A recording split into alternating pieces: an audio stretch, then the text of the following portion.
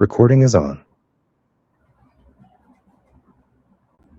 Please let me know where you can see my screen.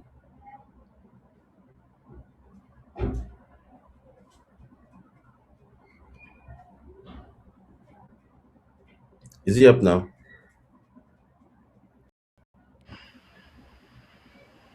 Yes. Okay, so hi, good evening, everyone, and thank you for inviting me and thank you for coming to today's session. So, we will be looking at digital footprint and finance, how they relate, and how we are able to interact with our digital footprint. So, my name is Emmanuel Bunaya. I will be taking you through a few slides we have put together for today's class. So, first thing I'd like to talk about is what is a digital footprint, and this is basically is your the same way you have footsteps when you walk, especially if you walk in sand. You have footprints of your feet from the places you stepped upon. So your digital footprint is the, let's say, the marks or the footsteps you leave after you visit the internet. So be it on social media or a browser or a website, whenever you interact with the internet, there is a digital trail or a digital signature you leave on that platform. You might be aware or you might not be aware. Practical examples. An active way of leaving digital footprint is when you go on Instagram and you like a picture or you drop a comment or you reshare a post or you quote a post or you quote a tweet and you share. So that way you are aware of what you are doing. Then we have the passive digital footprints, the ones that, or the interactions you have that does not leave very what's the word, very obvious footprints. For example, you open Twitter and you open a tweet, you read through the tweet and you close it back and you keep on scrolling. The system will only pick your impression, your view on the page, but that is the most you can get out of that page. In 3 years' time, no one can come back and say, this guy was on this page, except for your view. So, but you'd realize that over time, the algorithm keeps on bringing things that are related to what you have opened. So that is your passive footprint. And it is important for you to understand that your active and your passive footprints combined make up your digital footprints. So you should be well focused on your active and both your passive footprints. Then one thing you should know as a key rule is once you interact with anything on the internet, there is a record of it. So you open a page, you glance through and you close the bag. You tapped on a link, you open a picture and you zoom a picture, you've watched a video. It might not seem as much, but there's always a track record of whatever we do on the internet. So now I'm sure we are all business inclined individuals and professionals here. So we are going to look at what are the impacts of your digital footprint for your business. So first things first is you should know that your business lives, or let's say your business page or you the manager of your page, leaves more data online as you go through the internet. And as we have highlighted earlier, be it active interaction or passive interaction, these are the snippets or the crumbs of your activities on the internet. Then from your digital footprints, you could get um, things that look like that shows your activities online, as simple as your business logo, your business website, your social media handles, your pages, your posts, and whatever documents that have been sent to the internet from your business. So, for example, if I should Google Bridgify Media, you would see most likely his social media pages, his website. If I should Google MTN, you would most likely see news about MTN. You will see their website. If I should Google World Bank, they would come up World Bank website and everything that comes up regarding World Bank. So these are the footprints of World Bank on the internet. Then your passive footprint as a business are the customers' reviews that you have received. So you made a post, you have a Yelp review, you have a Google review, someone recommended your business to another person and they dropped a review online.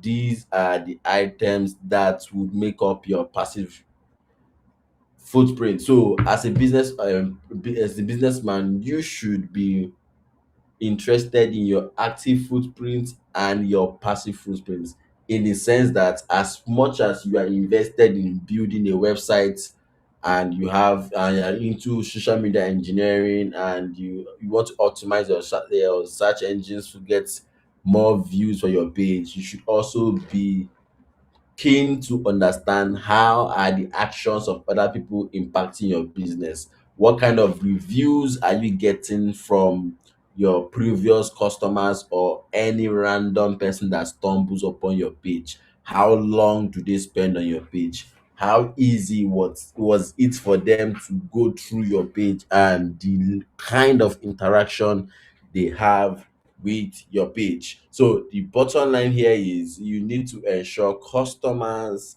and suppliers and possibly financiers, they have what we call enough information of about you online in order to have some level of confidence with you. Practical scenario, I'm sure for most of us here, when you want to get an item from a vendor, you most likely ask for, give me your IG handle, let me see the post things you've done. Especially, let's say for a practical example, a makeup artist, you want to book a makeup session from someone new, you most likely want to see your IG page, what have you done, people you've made up for. You want to go through their like e-catalog to understand that okay, they have the capacity to do what you want. And these are the footprints that you should be very focused on creating for your business. And from your footprints, you begin to understand and question, why does it matter? My job is just to sell my goods or service. Why am I really bothered about my digital footprint? Because first things first is it gives you credibility and visibility when you are going to get a loan or get some form of financing. The most basic KYC that the banks or the financiers will do is just to search for your business online. You said you are into, for example, now, my name is Emmanuel. I am the CEO for Fecod Consulting Services. I run a consulting company. So most likely, the first thing they will search is my business name online. Is this business even registered? Do they have a website? Do they have what kind of products do they sell? Does their website equal to what they have said to us? What kind of reviews they have from their customers? How well have they been thriving as a businessman or as a business? So you need to understand that financiers want to see this information. And from financiers, also your customers want to have trust in you to be able to deliver what you are proposing to sell. Remember my scenario of the makeup artist. It will be very skeptical of you to be a makeup artist, but you have no social media page. You don't broadcast your products online. You don't post on your WhatsApp status. And the question people will ask is, how do we trust you are good enough to do this job if we don't have track records of you getting the job done. And from your customers, you begin to look at potential customers or clients that are coming in to see and patronize your business. They are the people that you might not have advertised to, but they just stumble upon your website or your page, or they were searching for a particular product and got to see your page and they now want to patronize you. So you need to ensure you have enough information and they are presented in a concise and attractive manner to get your potential customers engaged to you. Now, one of the downsides of your information online is it creates tendencies for fraud and risk, because the more information you have online, the more fraudsters have information about you that might be useful for any form of misharm or mishap to your business. I'm sure most of us will agree that it will be very unwise for you to share details of your credit card online, or for you to randomly post your BVN or your NIN on the website or on social media, because these are sensitive information that holds sway in your financial health. So with this, I would want to pick up one last point: is your digital footprint has a direct impact on your level of marketing, because the more positive footprints you have online, the more people are attracted to your business. Now, back to my initial point where I mentioned how lenders check your digital footprint. They look at things like your verification. Remember, I mentioned your business registration, identity with CAC. Do you have a website? Do you have a social media page? And these are the basic KYC documentations they do for a new business. So I would expect, or I would advise every participant of this call to, once you are into a business, you should register your business either a C under CAC as a limited liability company, or as a business name. You should get a social media page or and a website, and this is definitely based on the kind of business you do. So, but it's important for you to push your brand and your product into the market for more customers to come your way.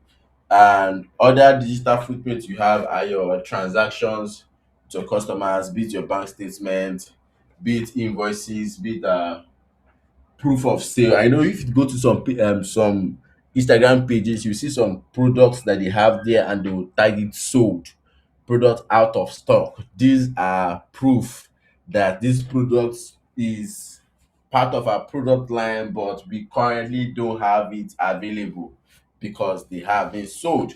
So you have the impression that, okay, in future where I need this product, I can come back to this business. Then also, your reputation is important for our financiers to know that they can trust you enough to return their funds when they give you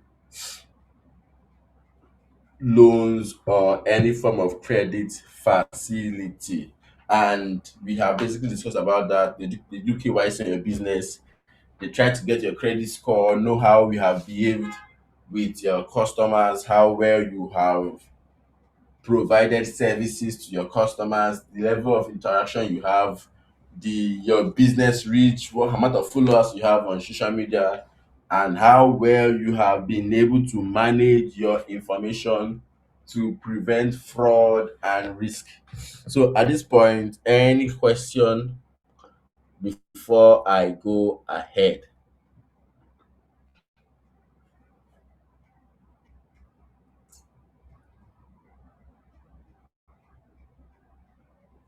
Hello?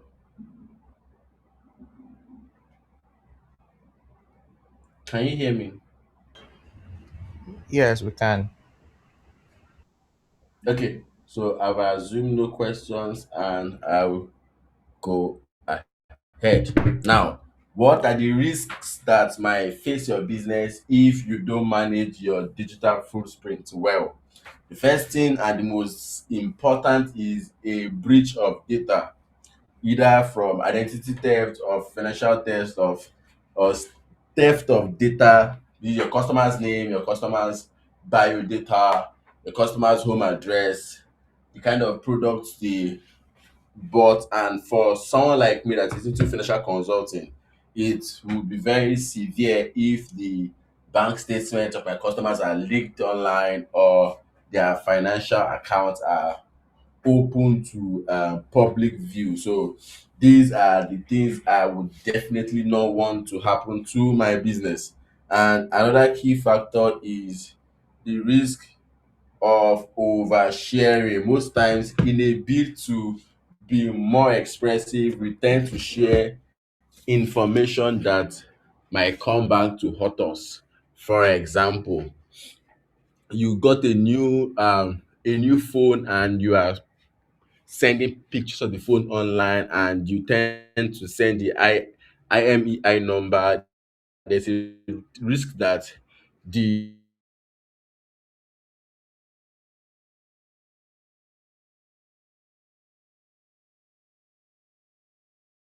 you did got to online, or you are sharing your house address or your kids school address and name online. This information can be used to decipher or get personal details about you that you should not have online. And when you have a risk, when you have a breach of data, it reduces the reputation and the brand you have been building. People tend to want to disassociate from you because they don't want their data falling into the wrong hands.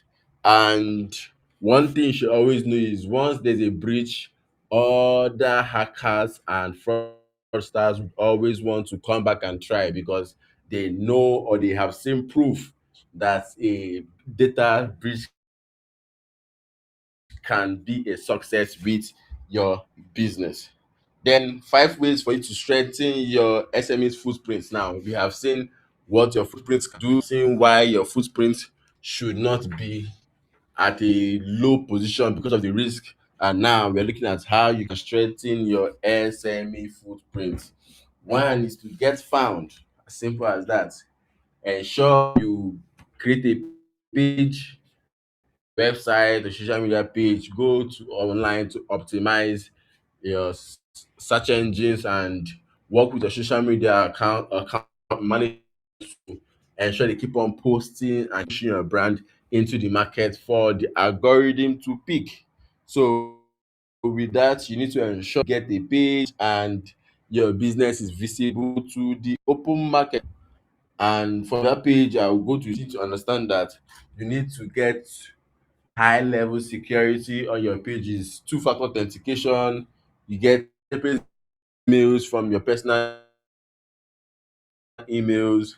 You have different passwords, and something as simple as a well-defined password for your laptop, not 1 2 3 4 5 password, or one, or you're using your birthday or using your name with initial that does not and is not a strong password. You also need to ensure that you separate your bank account, your business account from your personal account, as well as building a separate business profile for your business different from you as an individual. Then, what are the opportunities that you might see or enjoy when you leverage your business footprint? Number one is business credibility. The more your business grows in the market, the more people are aware of your business or your brand name, the more people trust your brand name, the more the possible customers you have, and the more the potential for you to sell more and in your business size. So you need to ensure you build your profile in a professional manner. You work diligently with your customers to ensure you provide value, in a well defined and timely manner, and you get good reviews for your product.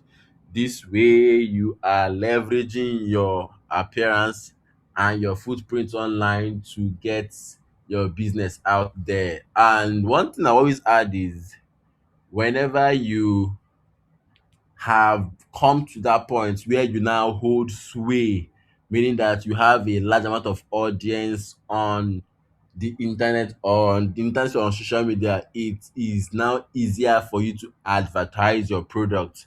Because now imagine you have a Instagram page that has 1 million followers. Imagine your Twitter handle has 200,000 followers. One A single post you make, and those 200,000 followers have a minimum of 100,000 interaction with the page. The algorithm push out that particular post to multiple of the initial viewership, and you tend to push your brand into the full market. So this way you are increasing your business opportunity as well as increasing your potential for growth.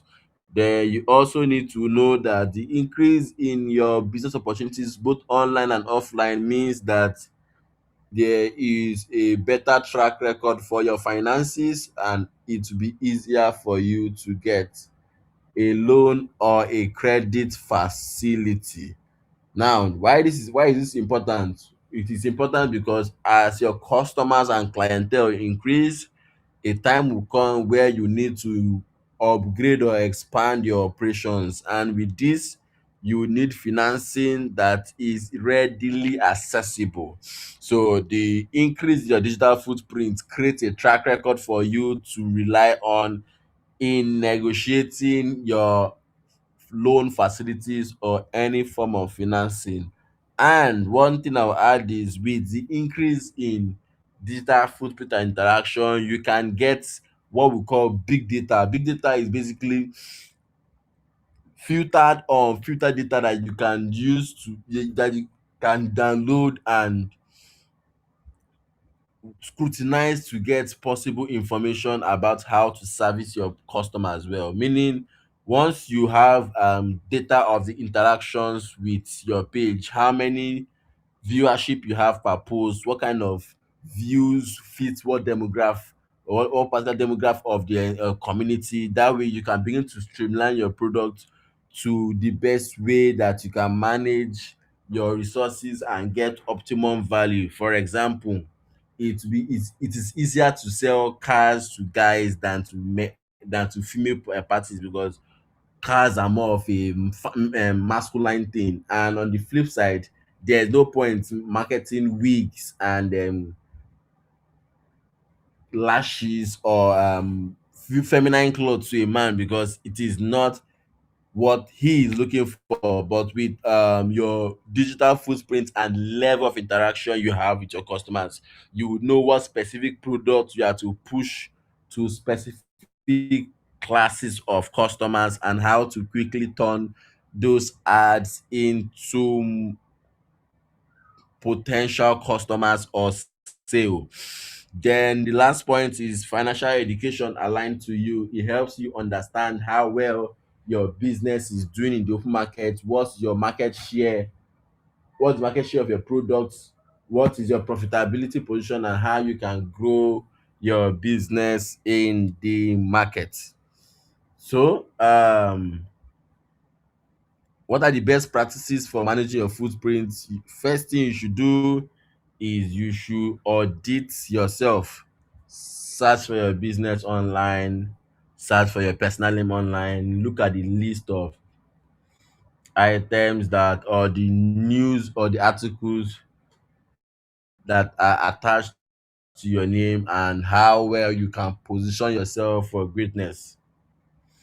Also, you need to understand that with every article that comes online, it is increasing your exposure, being a positive impact on you, or it is reducing your brand in the market. So you need to ensure that you only have truthful information about your business outside.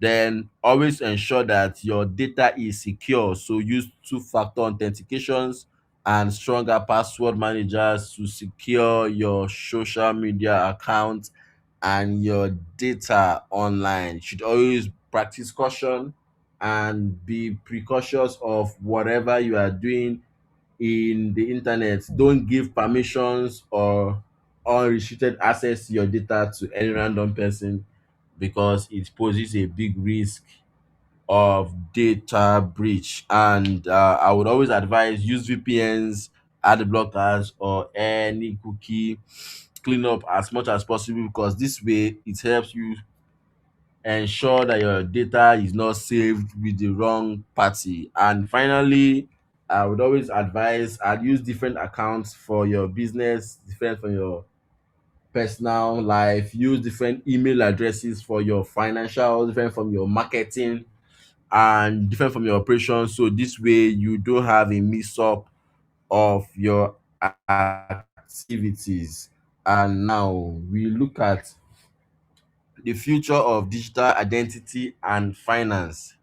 From the growth of your business opportunities and your interactions online, you begin to have things like more data available. You have biometric verification for who you are. Now customers can log in with just their fingerprint without having to do username and password. They can now log in with directly from their email. So this way you are creating a user profile from picking their data about their email address without them having to create new profile and list so many information that they might be tired to list. And remember that you already have data based on their interaction. This data can help you to identify the specific needs or the specific attributes that might be attractive to certain clientele. So to be easy for you to push certain products to certain customers that will lead to higher opportunities for business and sales. Then in rounding up, we would ask what are our key takeaways for this course. You need to first of all know that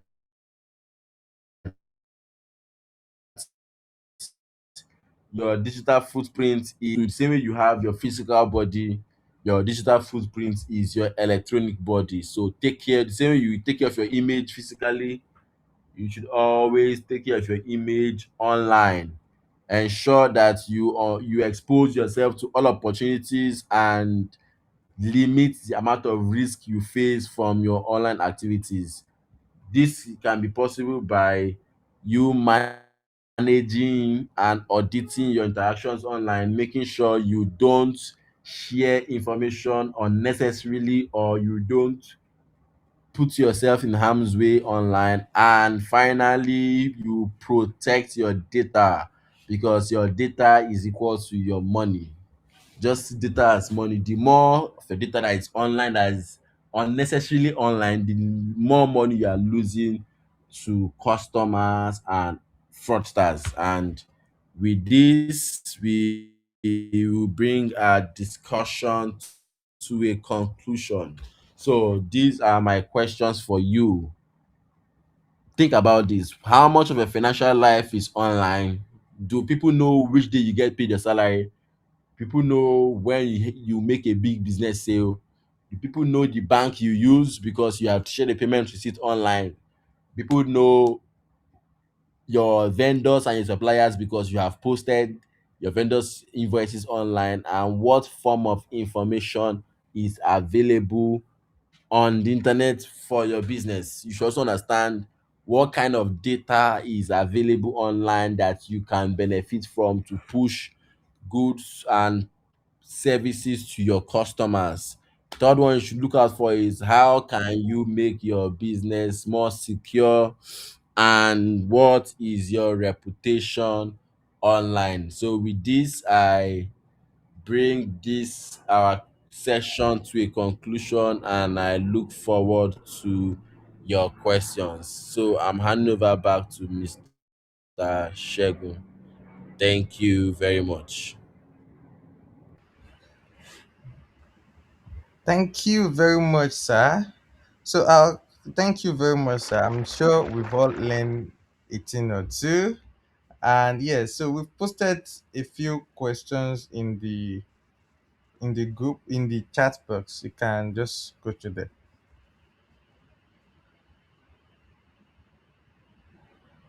Shall I read them out for you, sir? Okay, few questions in the chat box. Yes. I'm trying to look for the chat box. I can't see it. Okay, I think I can see it. Yes. Since modern lenders look beyond balance sheets to evaluate digital presence, what specific metrics or alternative data points carry the most weight when scoring an SME that has little or no traditional credit history? So, a few things you should look out for is one, the level of presence you have on the internet, the amount of posts you make, the interactions with your post, how many people like your post, how many people view your post, the comments on your post, the level of followership you have on your social media. Then the flip side, I also look at the quality of your post, because it is one thing for you to have interactions and another thing for you to have quality interactions. What are people saying under your post? How informative are your business flyers? Because I can guarantee you there are some businesses that will create a flyer, but they did not share business address or how to contact the seller, or sometimes it might be easier to always put prices online than asking for a customer to send you a direct message, because some people just feel that I see that as stressful. So these are the few things you should always look out for that might be useful for evaluating an SME for credit. Then the second question is, the presentation touches on sharing social and digital data for financial benefits. Where should the boundary be drawn between legitimate risk assessment and invasion of corporate and personal digital privacy? Wow, that's a tough one. So this is what I would say: any data that cannot be derived straight from analytics of their presence on your site should not be or you should tread carefully with them, because those are gray areas and then they have tendencies for it to become murky. So I can tell you for a fact that it is easy for you to identify a customer needs based on the posts they interact with, what they like, what they say, the messages they drop for you in your DMs. That way you can understand what they are looking for, and with that you build. Generally business is not something that you can figure out in one day. It is continuous, it is dynamic, and it changes on a daily basis. So always be on the look, be flexible, and always ensure they are willing to change. This way you can get data insights without having to invade customers privacy. Thank you very much. All right. Thank you very much, sir. Do we still have any questions? Anna, do you have any questions? Okay, Damala, do you have any questions? All right, I think so. Thank you very much, Mr. Emmanuel. This has actually been in fact impactful, and I'm taking home a lot of things from this. And one of the things I'm taking home is we need to, as a data media person, we need to understand what we are putting out there and what kind of item are we, what kind of post are we actually, what kind of information are we leaking out. We need to be careful with our data, the information, and the likes. Thank you for that. That's one of the crucial parts for us, because we know sometimes we like to do showcase. Let me put it that way. Thank you very much, and we love to have you again. I know this is the second time. I will still have you again very soon. Thank you, sir.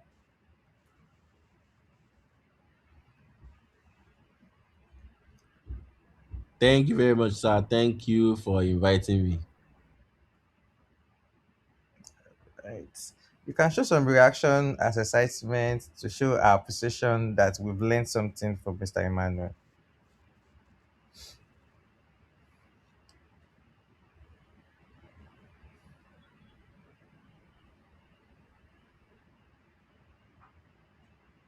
All right.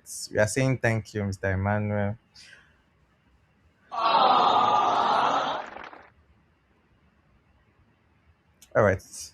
So our next masterclass meeting will be in August, and that will be in the third week of August, third Sunday in August.